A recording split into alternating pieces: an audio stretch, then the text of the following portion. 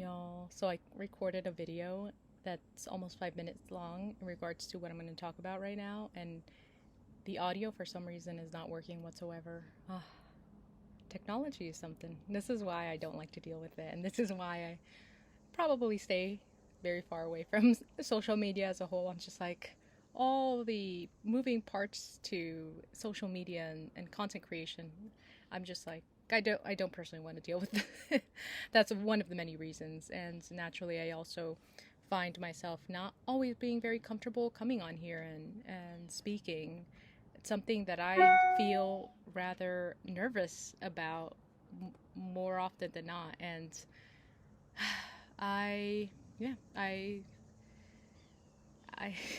was just like, okay, let me challenge myself today. But I've also wanted to speak about this, and this is something I just spoke about. So I'm gonna just try to dive back into what I have wanted to speak about since yesterday, because this weekend was a very chaotic one for me, and um, just also let you guys into my life and share my realities, my journey.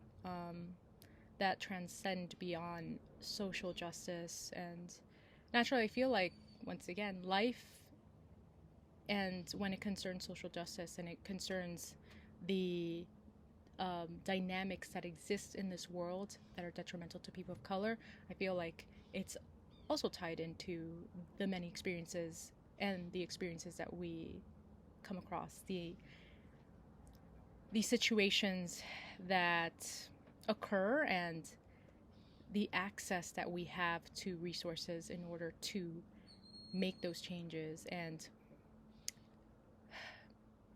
really move in a healthier way as individuals, right? So I do want to acknowledge that, because I will talk about something that very much exists across the board, right?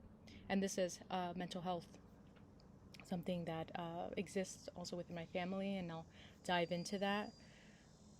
And something that we also have to acknowledge as people living here in the United States, that healthcare is not accessible for all, and that healthcare is a business, right? All of everything that exists, to be honest, and not even here in the U.S., but on a global scale as a whole. It's saddening that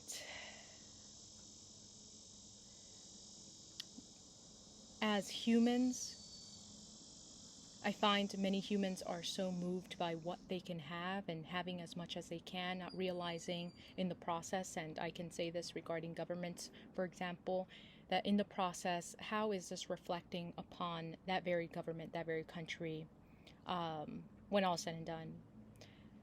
The lack of investment, not only in healthcare, but in education, in things that will help propel communities as a whole, and hopefully everyone as a whole, forward, do not exist, not only here in the US naturally, but all throughout the globe as well, right? Because we see the differences in treatment that exists, or how certain communities are more prone to health issues than others. So once again, the system is very broken. The things that exist in this world are very much broken, and it's saddening to see governments not care about the very people that are representative of that government, of that country, right? I can only think in my mind, it's like, if a government or a person is running a country, wouldn't you want your people, those very individuals that are from your country, to be well informed, be well educated, have access to healthcare, and be able to address the mental, emotional, physical health needs that they have? But naturally, the greed is great, and that is, I find, none of their concern, right? More often than not. So I'll say that much before I dive into bit of my story. Something that I said when I first came on here. I was just like, no, I'm going to be very private. I'm going to be very vague about my life. And slowly but surely, I find myself letting, I guess, those barriers down, letting those walls down, to say the least, letting you guys in.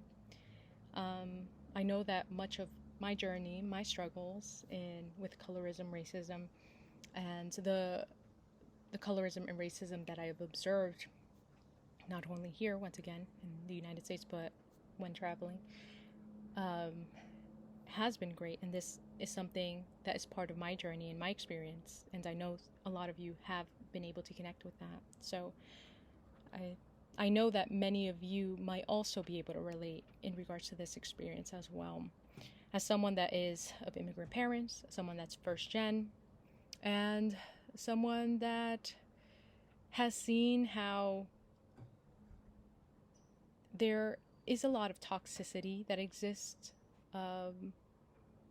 within this need to perform or to present oneself to reflect a certain image, right, within not only our cultures but to the greater world, to show unity, to show that in our communities, divorce, right, to prove something, this need to prove something, not realizing that often it's very much detrimental. Often this need to simply exist with one another because that is the expectation, that is what the standard is, can be very damaging to your children, to yourself, and to also your partner, right? And this is something I saw within my parents' relationship. I find myself having conversations, or have had conversations, the same old conversations with my mom time and time again, because I feel that where she is at, I find that there's a lack of forgiveness there. And once again, a great part of why I don't personally believe in staying married, staying together, simply because that is the expectation, simply because that is what is culturally, religiously expected. It creates so much damage, not only, once again, to your children, to your next generation, but also to yourself. My mother always, especially within recent years, especially as I gotten older, and she's always said, I stayed with your father because I didn't want you guys to grow up in a broken household. And the crazy thing about it is that it was a broken household. And I understand her interpretation of what a broken household is, and that being divided. But when you are not healthy, when you are not at your best as a parent, when you are not caring for yourself and putting yourself first, how are you going to put a child or your child first, right? How are you going to put someone else before yourself?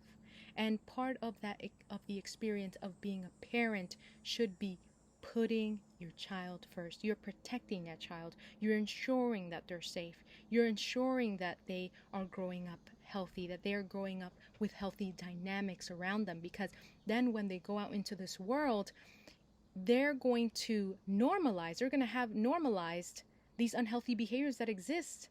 And we have individuals and growing up lacking confidence, lacking the ability to know what they rightfully deserve, right? And what every human being deserves. Every human being deserves to be treated with respect, with love. So,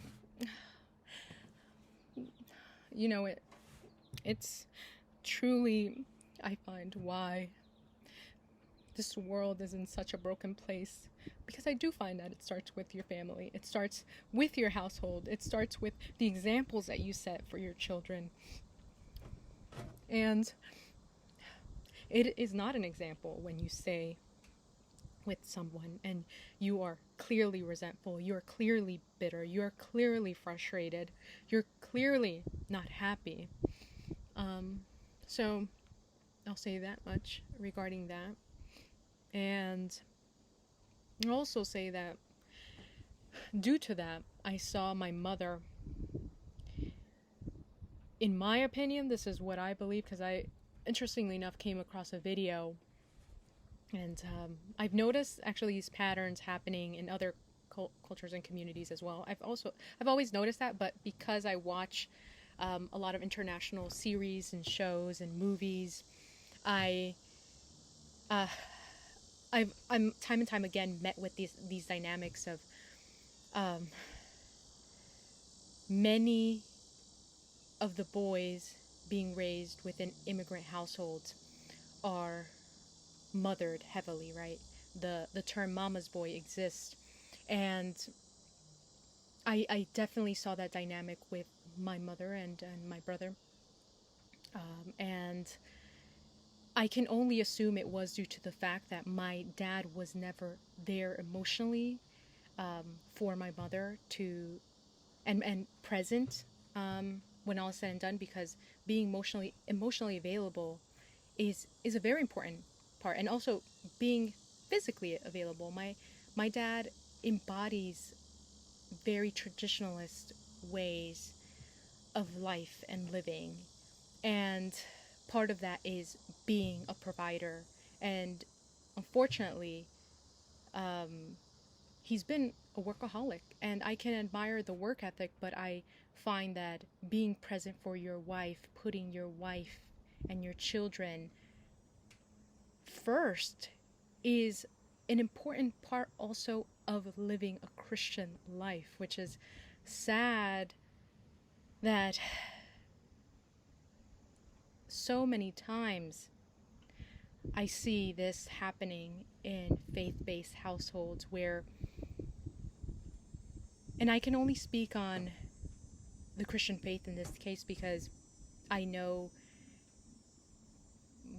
a lot on the text, I know a lot on verses, and Christ put the church first, right? The church is like Christ's bride, right? And to me, as someone that preaches or sells to the world that we should embody the life of Christ, I can only hope that they exemplify that life of Christ, right? And sadly enough, I didn't see that, and I can attest to that being, I'm sure, very, very hurtful for my mother. Although interestingly enough, I'll say this much: I've found my mom to be very hurtful to me personally, and because of that, I've felt a deeper sense of trust and respect for my dad. So I'll say that much. And these dynamics that existed within my parents' relationship, I believe, led my mother to then find comfort and support in my brother. And I am saddened to see how my brother and his actions or behaviors have not also exemplified someone that is in a state or place to be able to lead, especially his own household, that being him being married, and that being that I've observed him not put his wife, instead he has put my mother first.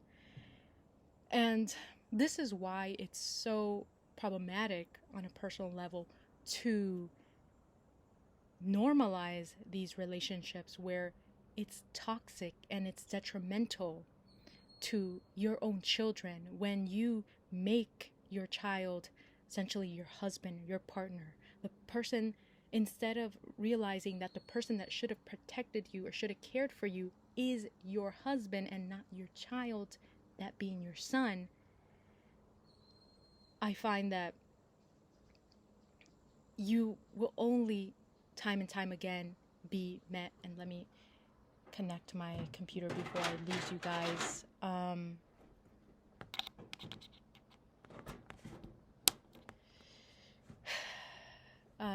So that is something that I find should not exist. And this is something that is also, interestingly enough, as someone that was raised in the Christian household, doesn't align any longer. And that's a story of its own. And by align, it's more or less of the examples, unfortunately, that have existed, and I speak on this within the Christian faith and the Christian religion and in faith in general, haven't embodied one that are often positive. And I know that there are individuals that will embody those, but it's and there's also more to that. There's a lot of questions in regards to other things. I feel like when you have faith, you should also have facts, right? You should also have something supporting that belief. It shouldn't solely be passed down. It shouldn't be generational. It should be a personal journey, a personal walk, a personal encounter, a personal journey to understanding inside out what it is to believe, to understand, to really be able to stand behind it and say, this is facts. So I will at some point perhaps speak on that journey in regards to faith and having a Christian walk, but I guess not or not Christian walk, but just having a faith-based background and naturally having faith and walking away from what I find is organized faith. In my heart, I do have the utmost respect and the utmost admiration for the walk that Christ led. I can say that he was an example to humanity of service, of being able to put others before yourself. And I can say, wow, if I live a life, I would want to be more like Jesus. And he was,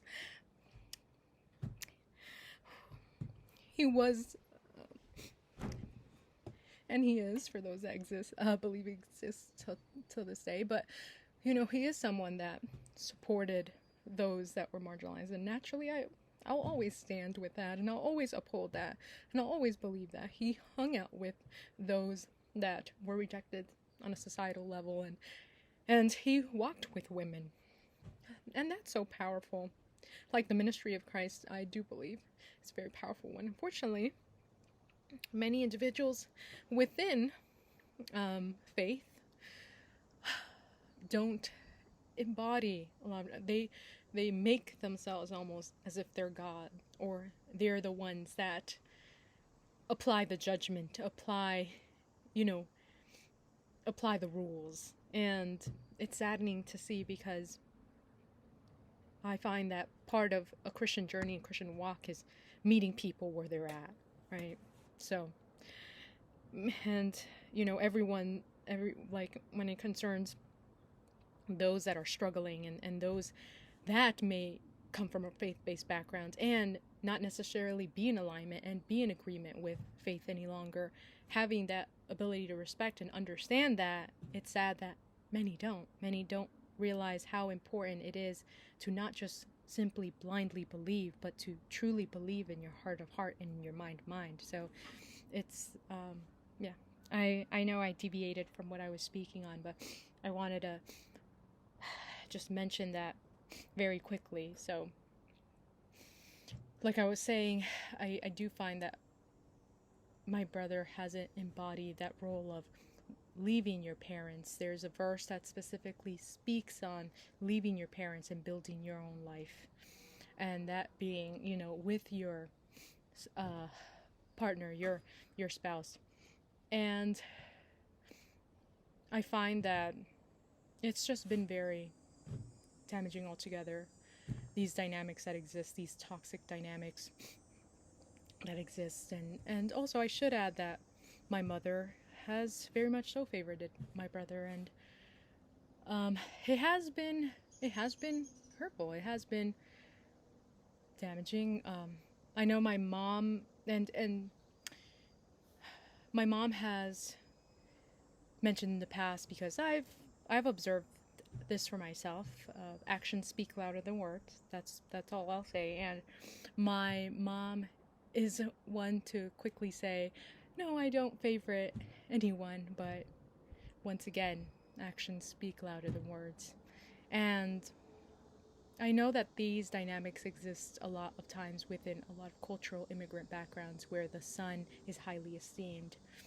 Uh, and it's interesting because I was having a conversation in the past, a long time ago, with one of my friends, has literally mirror experience of mine. She said, it's interesting how we have developed ourselves professionally, academically, very much so, right?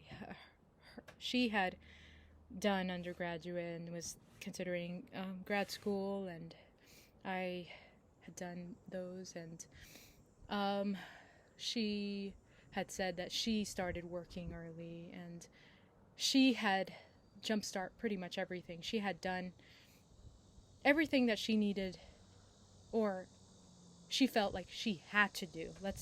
I'm going to keep it completely honest. I feel like there's this expectation that women within immigrant cultures, and I am not going to speak for every household, naturally. Every household has its own dynamics, but often within immigrant communities, we notice how women are constantly laboring. Women are the ones cooking. Women are the ones washing, caring for the kids, doing all this work, and it's a 24/7 job. And people don't realize that. It's interesting how they downplay being a stay-at-home mom when we know that takes not only physical strength, that takes mental and emotional strength. And yeah, it was as if our brothers were just cruising along, or our brothers were sitting back, doing whatever they wanted to. No expectations, no standards set for them, right? And although it builds this hyper independence, it also leads me to say, why does this contradict the very nature of also having a husband? In our communities, there's also this: find a husband that will care for you, that will be a provider, that will give you what you rightfully deserve. But it's like, but there was a lot demanded of me growing up. There was a lot expected of me, right? So you should find a husband that cares for you and protects you and does all of these things for you. But at the same time, you were conditioned to do the most. How do those two come together? So here you are, embodying a lot of these. I need to work. I need to do all of this. I need to cook, clean, be constantly active. And I find myself in that type of persona where I'm just like, I gotta be constantly doing something. I gotta, if not, I feel like I have no purpose. I have nothing going for me. I have no passion. I have no drive. It brings you down. But I find it so difficult to kind of meet in the middle where I can have a bit of both.